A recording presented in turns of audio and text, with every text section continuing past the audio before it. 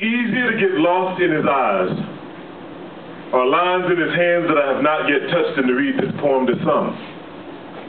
MTV might not be around to provide a National Guard against Beanie Man enthusiasts thinking we Babylon personified when we really just starry-eyed about cosmic possibilities. A space. A new frontier where brothers are judged not by sex orientation, but by love enough for our black nation to be true to who we be. Black boys who dare to enact taboo acts, so many attack with more than legislation. Hip-hop hate, pulpit bashing that God ain't even sanctioning me. I'm just doing what I'm supposed to. And with my pen, my kin, and a keyboard, I could dredge up courage enough to love him better than those who hate him. But more than this, if I found the courage to read this in front of my people, our people, colored and Negro, Afro-American, boho, and soul neo, this stage transformed into my pulpit. Believers open where haters and naysayers usually sit at, awaiting the interruption of poetry as usual, and I would spit about our indulgence of this bliss. One-on-one games of 21, ciphers deciphered in the breath between kisses, between cold hard stares we conquer, and faggot disses. If my tongue can remember the sound of his name out loud, then I'm just doing what I'm supposed to.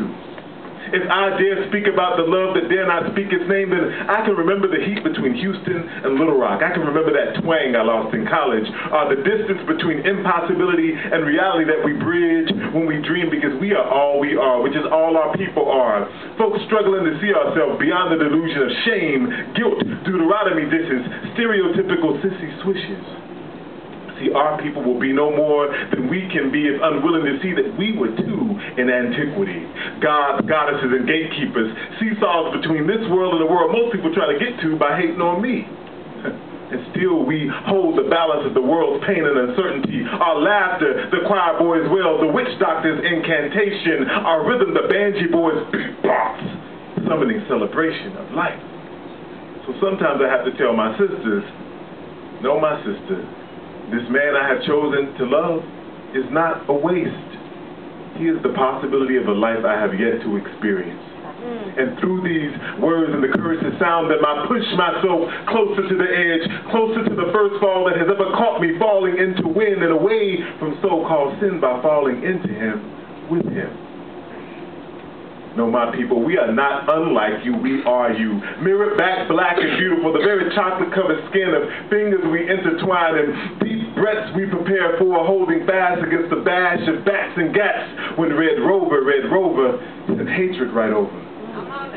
And we too come from a legacy of people who are bolder, and I am now older and less afraid to speak about this courage out loud on the stage, to write of this possibility, ink bleeding on page, to speak about this longing more permanent than a phase. Because it sure be a lot easier to get lost in his eyes, or lines in his hands that I have not yet touched, and to read this poem to some black people. So I stop here and let their ears grapple with their fear. And I walk out that door knowing that I'm held well by the air, ground, and gravity, and the peace of mind of knowing that I'm doing, that I'm being, and that I'm loving how I'm supposed to.